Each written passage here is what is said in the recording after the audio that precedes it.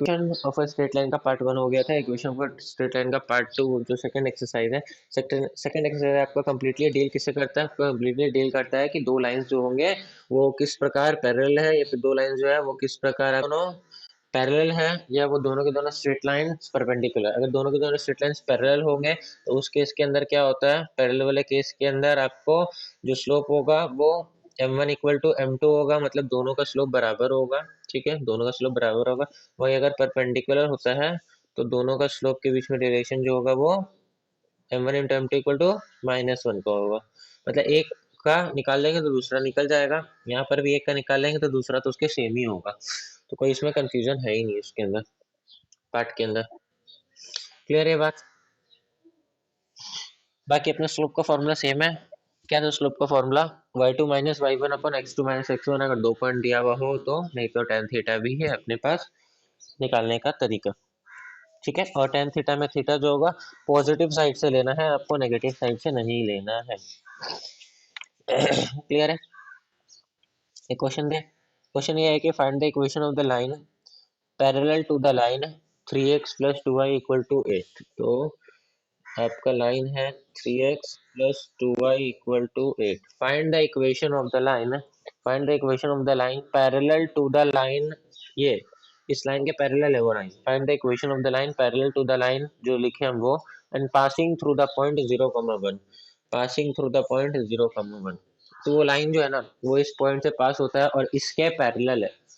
तो कैसे उस लाइन का इक्वेशन निकालेंगे? इक्वेशन निकालने के लिए हमको स्लोप चाहिए और एक पॉइंट चाहिए, हो जाएगा। पॉइंट तो दिया, बस स्लोप कैसे निकालेंगे? दो लाइंस पैरेलल है तो दोनों का स्लोप बराबर होगा, मतलब इसका जो स्लोप होगा उसका स्लोप भी वही होगा। हाँ कि ना? तो इसको अगर हम y equal to M X plus C वाले फॉर्म में कन्वर्ट कर दे तो m मेरे को स्लोप मिल जाएगा। हाँ कि ना? ठीक है, तो y equal to M X plus C वाले फॉर्मेट में कैसे कन्वर्ट करेंगे? 2y equal to 8 minus 3x हो जाएगा, y equal to 4 minus 3/2x हो जाएगा। यानी कि m का वैल्यू क्या है यहाँ पर? m का वैल्यू -3/2 है। m का वैल्यू -3/2 है, हाँ कि ना? m का वैल्यू -3/2 है, हाँ कि ना? क्लिंदा mx ही तो होता है, mx तो m मतलब -3/2 हो गया। तो आपको स्लोप पता है, पॉइंट पता है, इक्वेशन बता दो। y minus y1 equal to m into x minus x1। आपका पॉइंट है 0,1। हाँ बोलो। ठीक, बता कौन बताएगा पहले? और सही सिंपल है, पॉइंट पता है, स्लोप पता है। y minus y1 equal to m into x minus x1। ये फंडा है बस, दैट्स इट। y1 x1 पता है आपको, m पता है। बता दो क्वेश्चन, पहले बता दो। देखो एग्जाम में आप लोग को बार बता दे रहे हैं, अभी का तो नहीं, बात का एग्जाम का बात बता दे रहे। टाइम दे ना दे, लेना देना नहीं है, मेंटली प्रिपेयर हो जाना। बस धोखा खा लिया स्कूल से, स्कूल धोखा दे दिया, बढ़िया बढ़िया, तो मेंटली प्रिपेयर हो जाना। 2y, 2y, 2y equal to -3, that's it. C का पार्ट में कुछ नहीं है क्या? सी कहाँ है? सी वाले पार्ट में ही तो कुछ होगा, सी का। ना no no no no, zero नहीं। बोलो एनपी इक्वेशन।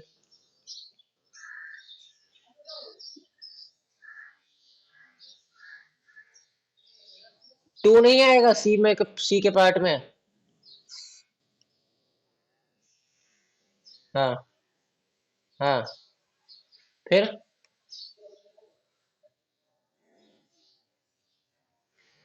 तो यानी कि इसको करेंगे 3x plus 2y minus 2 equal to 0।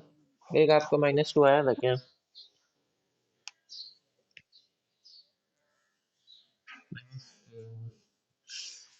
ठीक है, -2 आएगा। तो बार बार बात बता दे रहे हैं, स्कूल आपका कुछ भी करे, लेना देना नहीं है, मेंटली प्रिपेयर हम। चलो कोई बात नहीं, जो हुई सो ही, भूल जाते हैं उसको। ठीक है, नेक्स्ट आपका क्वेश्चन है, ये 2007 का क्वेश्चन था। अगर सॉल्व कर लिया समझ आ गया तो बहुत बढ़िया बात है। आईसीएससी का ही 2007 का आपका क्वेश्चन है। ठीक है, चाहो तो लिख लो ऊपर। नेक्स्ट आपका क्वेश्चन है, हाँ, find the image of the point. Deflection बताए क्या?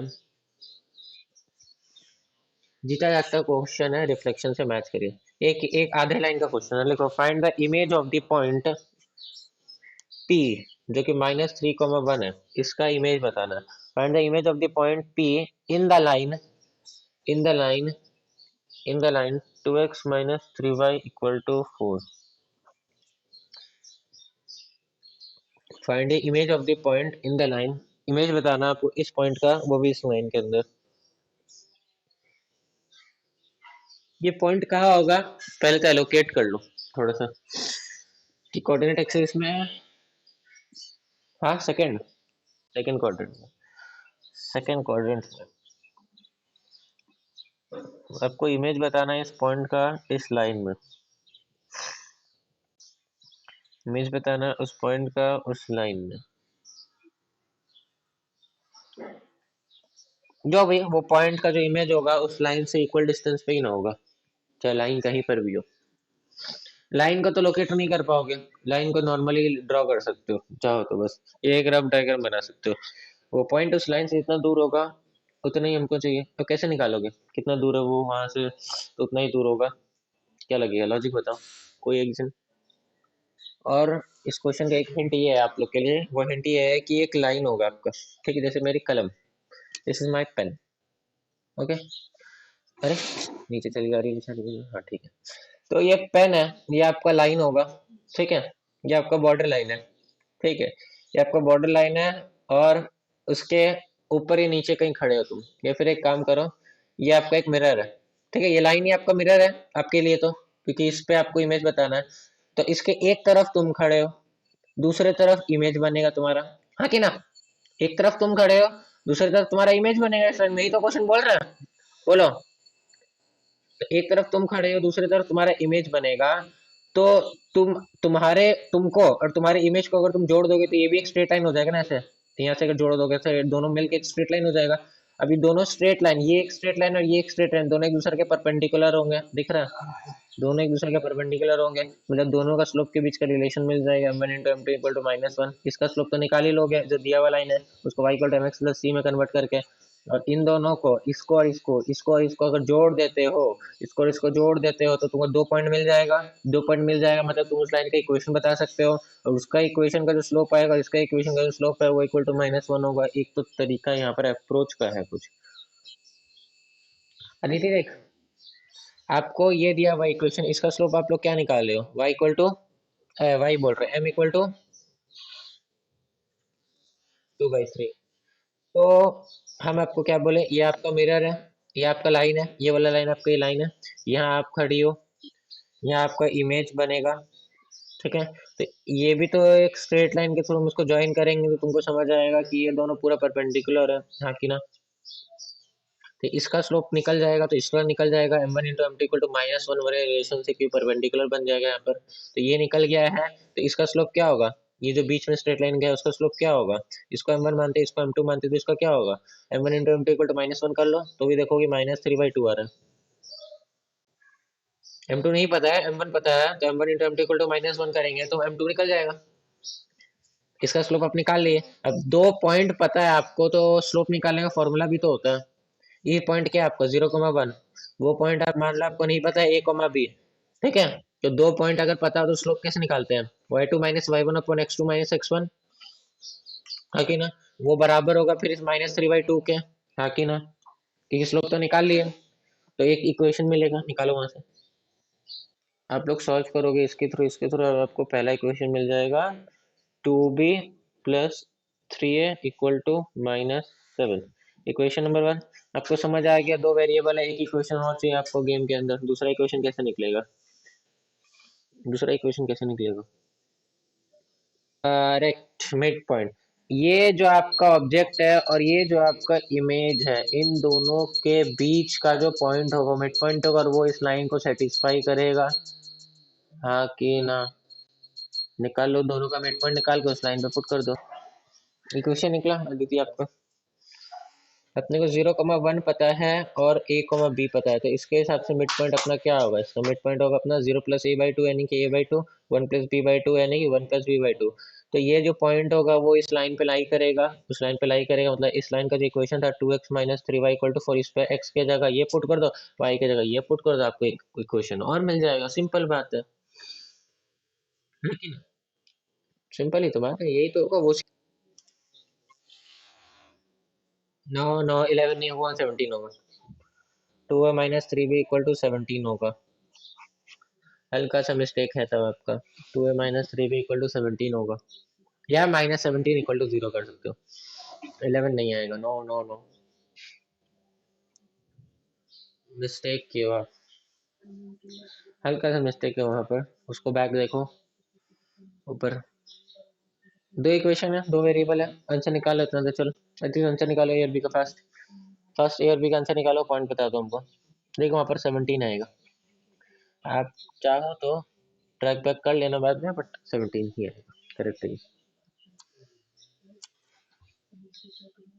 a = 1 आएगा आप सॉल्व करोगे तो, b = -5 आएगा आप सॉल्व करोगे तो। वो पॉइंट जो होगा आपका p डैश या a डैश वट एवर जो आपका पॉइंट होगा वो 1, -5 होगा आंसर। समझ आया ये क्वेश्चन सॉल्व कैसे हुआ, थोड़ा सा टेढ़ा था लेकिन सॉल्व हुआ। ठीक है, इसमें सेक्शन फार्मूला का मिड पॉइंट वाला पार्ट यूज हो रहा है आपका, equation of straight line use हो रहा है, प्लस आपका रिफ्लेक्शन यूज हो रहा है। रिफ्लेक्शन हालांकि यूज नहीं हो रहा है, वो बस रिफ्लेक्शन वर्ड बोल दिया आपको, तो ये आप समझ सकते हो कि इंक्लूड कर दिया। अच्छा क्वेश्चन था। नेक्स्ट अपना है, आपको एक्सरसाइज में मिल जाएगा 28, तो ओल्ड बुक में है, न्यू बुक में I don't know what is the number of the question, but हम रीड कर देते हैं कि ए दिया हुआ है 1,4, बी दिया हुआ है 3,2, सी दिया हुआ है 7,5 are the vertices of a triangle A B C. दो पॉइंट्स निकालने बोला है आपको, the coordinates of the centroid और the equation of the line. मिला है किसी को? The coordinates of the coordinates of the centroid, दो पार्ट निकालने बोला है, क्वेश्चन नंबर 28 एक्सरसाइज 2। दो पार्ट नहीं, हाँ, करेक्ट करेक्ट करेक्ट करेक्ट। अभी भी आपको मिला क्वेश्चन, 28 नंबर है ओल्ड बुक में, 28 ओल्ड बुक में ही है, एज इट इज आपके पास। ठीक है आप स्टार्ट करो, 28 ओल्ड बुक का क्वेश्चन है। मिला? को दिखा दे रहे 28 नंबर क्वेश्चन है, ये डायग्राम बेस्ड क्वेश्चन के ऊपर।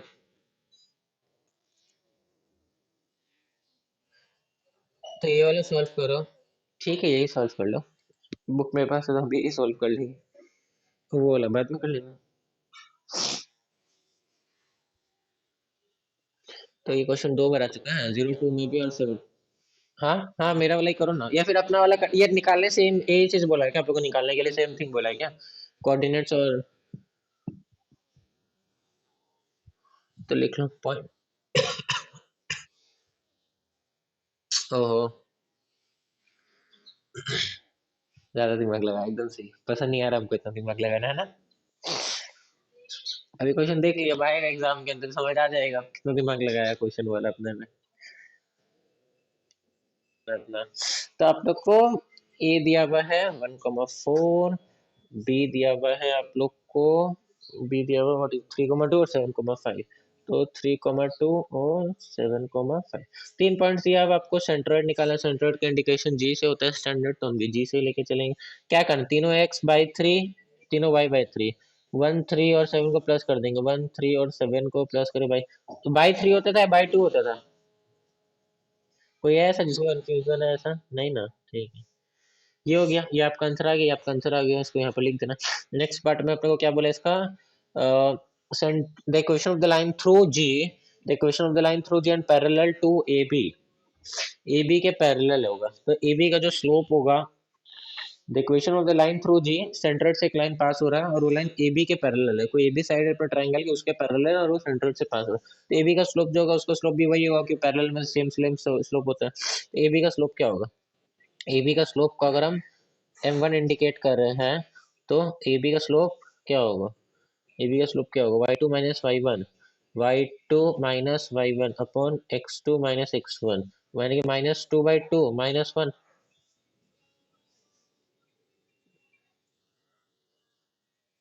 ए बी बोला। ठीक है कोई बात, लेकिन तुम लोग पॉइंट्स मेरा लियो ना, तो फिर ऐसे ही अगर ए बी करो तो पूरे छोड़ देगा। तो ए बी आप लोग लेके पकड़ो, तो इसका -1 ये आएगा। तो आपको स्लोप तो सिंपल, आपको स्लोप निकल गया, पॉइंट निकल गया। वो लाइन सेंट्रोइड से पास होता है, पैरेलल है, तो स्लोप निकल गया, पॉइंट आपको पता ही है। हो गया इक्वेशन, बात ही खत्म। है कि ना? किस पॉइंट से पास होता है वो लाइन?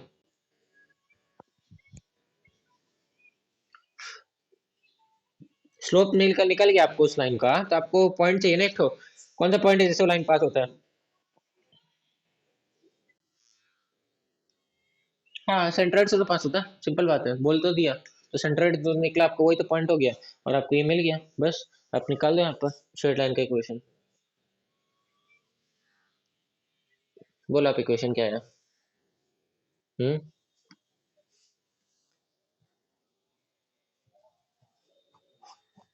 अदिति, अब आप ही रेक्टिफाई करके बताओ कि क्वेश्चन सही है फर्स्ट। वो नहीं है? क्या है आपका? हुआ नहीं है? क्या प्रॉब्लम है? समझ आया ना क्या हुआ यहाँ पर? आपको स्लोप पता है, पॉइंट्स पता है, 11,3 11,3। बस पॉइंट ही तो निकालना, y-y1 कर लो। m into x minus x one, simple बात है। तो y-11/3 equal to -1 into x -11/3 तो लिखोगे। अगर आपको वो 3 के संग नहीं जाना, एलसीएम दोनों से एक काम करो, 3 को इंटू कर दो, तो ये होगा ना। दोनों साइड 3 इंटू कर देंगे तो -3 हो जाएगा ऑटोमेटिकली। x -11/3 हो जाएगा, इसको बाहर निकालोगे तो 3y -11 equal to -3x plus 11 हो जाएगा, बस इसको तो सॉल्व कर लो। 3x 3y तो दिख ही रहा क्वेश्चन में। हो गया। हम एलसीएम की तरफ गए नहीं, हम दोनों तरफ 3 इंटू कर दिए। नेक्स्ट क्वेश्चन आप लोग या बुक में होगा, क्वेश्चन नंबर 30 है, या फिर इस क्वेश्चन जो आप लोग को बताया उसका नेक्स्ट टू नेक्स्ट क्वेश्चन होगा। डायग्राम बेस्ड क्वेश्चन है, टेढ़ा ट्रायंगल दिया हुआ कुछ, ये रहा क्वेश्चन। क्वेश्चन नंबर 30 मेरे पास जो है, अब आप लोग की बुक में कहाँ पर है, चित्र देख लो। ये डायग्राम है, डायग्राम सिंपल, ये डायग्राम। ओ माय गॉड, कैसे सॉल्व करोगे? और साइडनेस, डायग्राम होता अच्छा लगता है। हिस्ट्री बुक के अंदर पिक्चर नहीं होगा तो हिस्ट्री हिस्ट्री लगेगा। बहुत घटिया बात है सर। ठीक है, चलो एक काम करें, क्वेश्चन लिख लो, तो you can take a screenshot also if you want.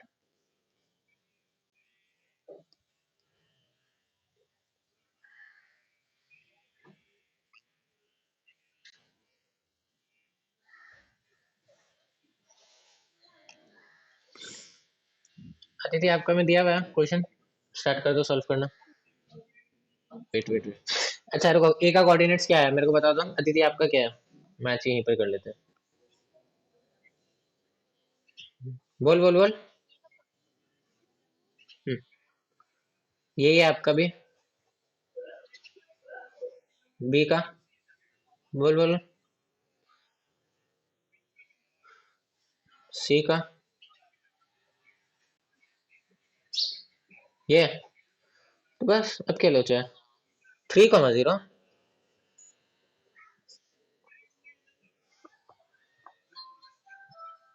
हाँ, 3,0 ही तो होगा। ये रहा, ये रहा ना सी आपका, एक्स एक्सिस पे बैठा हुआ। ठीक है, यानी कि आप जब इसका इक्वेशन फाइंड करोगे, फाइंड कर लेना, इक्वेशन आपका ये आएगा, x+2y इक्वल टू 8 या x+2y -8 इक्वल टू 0। ठीक है, आंसर ये आपका ये आएगा होगा। अच्छा, नेक्स्ट क्वेश्चन की तरफ मूव करते हैं। नेक्स्ट क्वेश्चन आप लोगों को दिया होगा एक, आपका ये देखो, क्वेश्चन नंबर है 36। 35 हम सॉल्व नहीं करा रहे, स्लोप निकालने बोला है, इक्वेशन निकालने बोला है, पर वैल्यू निकालने वाले नॉर्मल है, लेकिन क्वेश्चन इलोंगेट है, आप लोग कर लेना, थोड़ा सा सेम ही है, कोई बड़ा क्वेश्चन नहीं है। 36, the point this and this are two opposite vertices of a square ABCD, find the equation of the diagonal AC. मिला क्वेश्चन बुक में? नहीं तो फिर यहाँ से लिख सकते हो, लिख आपको नहीं दिया।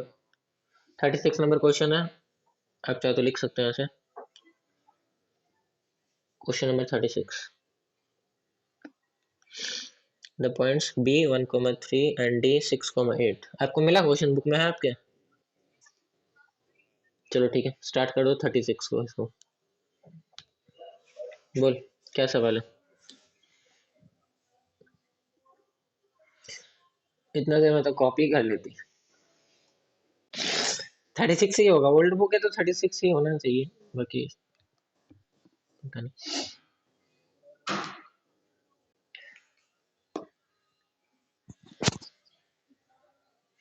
पॉइंट्स देख लेना, सही है गलत है? 1,3 और 6,8 के हिसाब से हम चल रहे हैं। The points B and D are two opposite vertices of a square. एक स्क्वायर है, उसका दो अपोजिट वर्टिसेस है, ठीक है भाई। उस उससे पास करने वाला डायगोनल नहीं है, ध्यान रहे ये बात क्वेश्चन के अंदर। बी और डी दिया हुआ है, एसी एसी पूछा है आप लोग को, ये नहीं कि बीडी पूछा है आपको, बीडी तो निकल ही जाएगा, 2 पॉइंट तो दिया हुआ ही है। एसी पूछा है, दिमाग में रहे बात को, ठीक है। बताओ, कौन बताएगा मेरे को अप्रोच?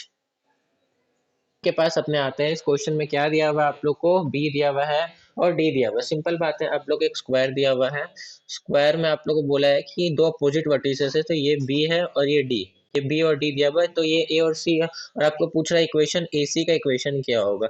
एसी का इक्वेशन पूछ रहा है, तो हमको पता है कि बी डी दिया हुआ है और हमें पता है कि diagonals of a square bisect करते हैं एक दूसरे को, यानी कि जो बी डी का स्लोप होगा और एसी का स्लोप होगा, दोनों 90 डिग्री पे होगा, यानी कि जो बी डी का स्लोप होगा m1 अगर है, स्लोप bd का है, अगर स्लोप ऑफ bd है, तो फिर m2 निकल जाएगा आपका स्लोप ऑफ ac।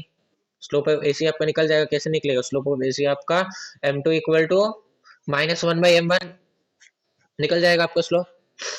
आप यहाँ पे स्लोप निकालोगे, स्लोप निकालने के बाद आपको क्या करना है, इक्वेशन आप में, इक्वेशन के लिए आपको स्लोप चाहिए और पॉइंट चाहिए। स्लोप आपको मिल गया, पॉइंट कैसे निकालोगे? एसी किस पॉइंट से पास होता है? एसी तो इस पॉइंट से पास होता है, और वो पॉइंट तो बी डी का मिड पॉइंट है, तो बी पता है, डी पता है, तो मिड पॉइंट निकाल लोगे।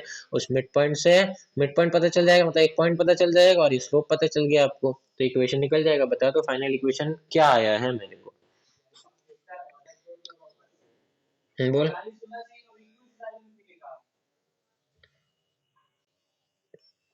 2x plus 2y minus 18 equal to 0, यानी कि इसमें 2 कॉमन ले लेंगे तो x plus y -9 equal to 0, ये इक्वेशन आ जाएगा। बोलो, कोई डाउट है? तो बोलो, इस क्वेश्चन में किसी को डाउट है क्या? नहीं डाउट है ना?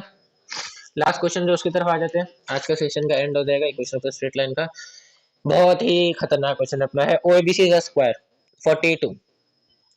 मेरे पास जो आपकी बुक में होगा, लास्ट क्वेश्चन ही होगा। OABC is square, O is origin है बुक में सबके या नहीं है, ये बता दो पहले। और पॉइंट से कर लो 3,0 पी क्यू फर्स्ट क्वाड्रेंट के अंदर है। पी क्यू क्या है, इक्वेशन बताना ए बी और बी सी का। जो कर लेगा पहले वो बता देगा आंसर। ये कोई क्वेश्चन आप लोग को सॉल्व करना 42। थोड़ा समझाना है पी को, हम थोड़ा सा एक स्क्वायर बना देते हैं। स्क्वायर हो गया ये अपना,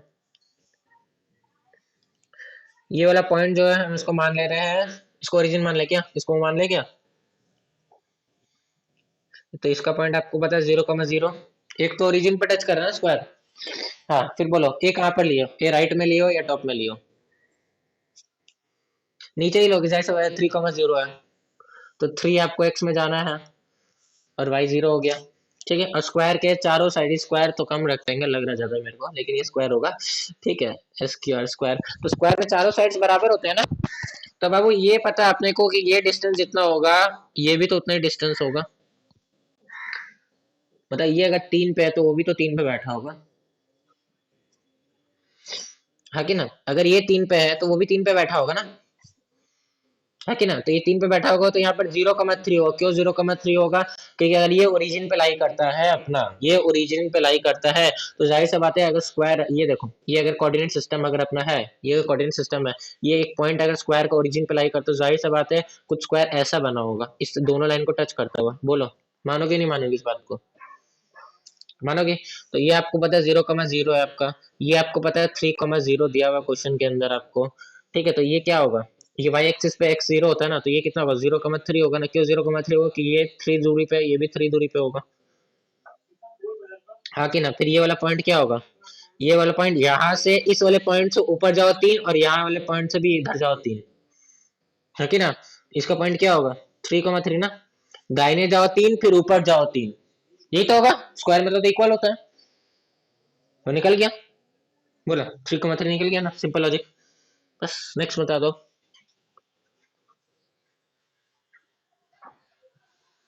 क्यों, अभी पिछले वाले क्वेश्चन में क्या स्लोप जीरो निकला था। तो ऐसे कैसे स्लोप स्लोप जीरो हो गया, मतलब समझ रहे हो क्या बोल रहे हो, स्लोप जीरो हो गया मतलब वो लाइन एक्स एक्सिस ही है। देखो होने को हो भी सकता है और नहीं होने को नहीं भी हो सकता है, but I don't think slope zero आपको मिलेगा इस क्वेश्चन के अंदर। क्या बोला है, क्या बोला है, किसका इक्वेशन निकालने बोला, कोई B C lies in the first quadrant, find the values of p and q, ठीक है वो तो हमारा निकल गया। Write down the equation of A B, A B का अगर इक्वेशन देखेंगे, ए बी कहाँ, अच्छा ए बी सी डी तो मार्क ही नहीं की है ना। ये आपका ओ है, ठीक है, ये आपका ओ है, ये ए है क्या, 3,0, हाँ ये ए है। और बी दिया बनी, बी हम लोग निकाले हैं, ये बी है तो ये सी होगा। ये ओ ए बी से राइट से लेफ्ट की तरफ जा रहे हैं, कुछ इस टाइप का है। तो ओ ए बी से हमें पता है, हमें पूछा इक्वेशन ए बी का इक्वेशन पूछा। हाँ तो ए बी का इक्वेशन पूछा, 2 पॉइंट दिया हुआ है, सिंपल बात है, स्लोप निकल जाएगा। y2 माइनस y1 अपन x2 माइनस x1।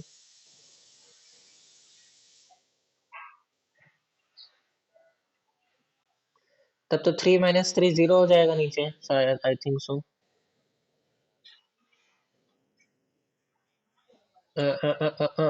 लेकिन डिनोमिनेटर में 3/3 कैसे हो सकता है, denominator anything divided by zero not possible. Denominator में 3 आ रहा है क्या, तो एनीथिंग डिवाइडेड बाय जीरो तो पॉसिबल ही नहीं मैथ्स के अंदर।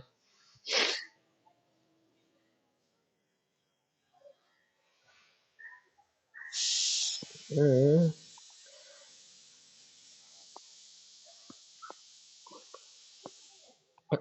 कुछ तो होगा इस क्वेश्चन के अंदर, ऐसे तो नहीं ये दिया हुआ, कुछ छूट रहा है क्या हमसे। ठीक है, नहीं पॉसिबल है ना। हम अगर ए और बी को स्लोप निकालेंगे, ए और बी का स्लोप निकालेंगे, तो नीचे डिनोमिनेटर में 3 - 3 आएगा ही आएगा, करेक्ट है। और anything divided by zero maths में पॉसिबल नहीं है, या विश्व में पॉसिबल नहीं है अभी तक तो, है कि ना। ठीक है, तो अब हम आप लोग का रिफ्लेक्शन में कंसेप्ट जो समझाए थे उस हिसाब से आप लोग यहाँ पे समझ आ रहा होगा। ये जो डायग्राम बना हुआ है, डायग्राम के अंदर ये तो पक्का ना कि ये एक्स एक्सिस है अपना, ये वाई एक्सिस है यहाँ पर, है कि ना। क्योंकि एक तो वाई को टच कर रहा है ना, तभी तो 0,3 हो गया, और एक एक्स को टच कर रहा है तभी तो 3,0 ओरिजिन पे एक पॉइंट है। तो आपको इस ए बी लाइन का इक्वेशन बताना है, ए बी लाइन का इक्वेशन। तो ए बी लाइन याद है, हम आप लोग को बताए थे कि तुम लोग जब हम लोग सॉल्व करते हैं तो कोऑर्डिनेट आपका आता है x = 2, x y equal to 3 अगर आता है। लेकिन जब इक्वेशन को स्ट्रेट लाइन पढ़ेंगे तो x = 2 अपने आप में एक इक्वेशन है लाइन का, इसका मतलब क्या हो गया, x - 2 = 0, हाँ कि ना। यही तो होता है, इसका मतलब यही तो होता है, x - 2 = 0। तो ये ए बी लाइन का जो इक्वेशन होगा, ये ए बी लाइन का जो इक्वेशन होगा, ये ए बी लाइन कितने दूरी पे है अपना ओरिजिन से, या फिर तुम बोल सकते हो वाई एक्सिस वाले पार्ट से, 3। तो x = 3 आपका इक्वेशन हो गया, या फिर तुम इसको ऐसे लिख सकते हो, x - 3 = 0। हाँ, x = 3 या x - 3 = 0। और वैसे ही उसका क्या होगा, ए बी और किसका बोला है, बी सी, बी सी का क्या होगा, B C parallel to x axis है, मतलब पैरेलल टू एक्स एक्सिस है तो मतलब y = समथिंग होगा, y = क्या, ये भी y = 3 होगा 100%, क्योंकि एक्स एक्सिस से कितना दूरी पे ऊपर, 3 दूरी पे है, सिंपल बात है। तो y = 3 यानी कि y - 3 = 0।